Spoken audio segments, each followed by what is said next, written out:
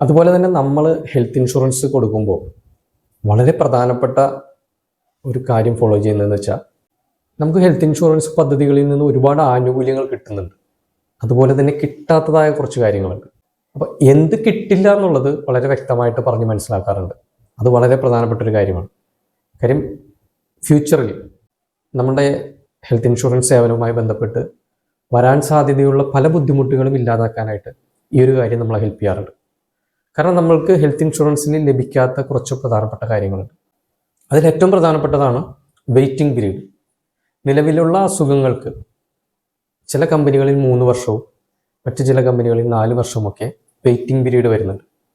അത്തരം വെയിറ്റിംഗ് പീരീഡുകൾ കഴിഞ്ഞതിന് ശേഷം മാത്രമേ നിലവിലുള്ള അസുഖങ്ങൾക്കോ അതുമായി ബന്ധപ്പെട്ട അസുഖങ്ങൾക്കോ നമ്മൾക്ക് ക്ലെയിം ചെയ്യാൻ പറ്റും. അത്തരം കാര്യങ്ങൾ വളരെ വ്യക്തമായി പറയും. അതുപോലെ തന്നെ കുറച്ച് അസുഖങ്ങളെ കമ്പനികൾ സ്ലോ ഗ്രോയിങ് ഡിസീസസ് എന്നുള്ള ഇനത്തിൽപ്പെടുത്തിക്കൊണ്ട് നമുക്ക് 2 വർഷത്തെ വെയിറ്റിംഗ് പീരീഡ് പറയുന്നുണ്ട്. ഉദാഹരണത്തിന് കാറ്ററാക്റ്റ്, വെരിക്കോസ് വെയിൻ, തൈറോയിഡ്, അത്തരത്തിൽ ലിസ്റ്റഡ് ആയിട്ടുള്ള കുറച്ച് അസുഖങ്ങൾക്ക് 2 വർഷം കഴിഞ്ഞ ശേഷം മാത്രമേ നമ്മൾക്ക് ക്ലെയിം ലഭിക്കുകയുള്ളൂ. കാരണം ഒരു സുപ്രഭാതത്തിൽ പെട്ടെന്നൊരു എമർജൻസി വരുന്ന അസുഖങ്ങളല്ല അത് വളരെ സാവധാനത്തിൽ മാത്രം വളരുന്ന അസുഖങ്ങളായതുകൊണ്ടാണ് അത് കൃത്യമായി നെയിംഡ് എയിൽമെൻറ്റ്സിൽ പെടുത്തിയിരിക്കുന്നത്.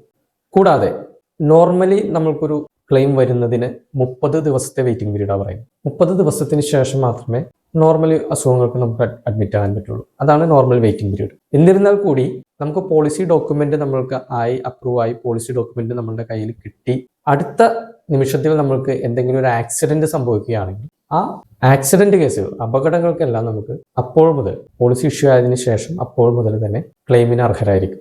ഇത്തരം ചില കാര്യങ്ങൾ ഏതൊക്കെ അസുഖത്തിന് കിട്ടില്ല, നിലവിൽ നിങ്ങൾക്ക് അസുഖം ഉണ്ടെങ്കിൽ അത് കിട്ടില്ല.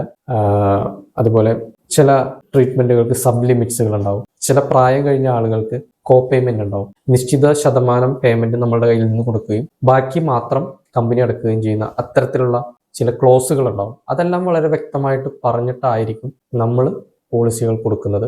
അത്തരം കാര്യങ്ങൾ ചോദിച്ചറിഞ്ഞതിന് ശേഷം മാത്രമായിരിക്കണം നിങ്ങൾ പോളിസികൾ എടുക്കേണ്ടത്.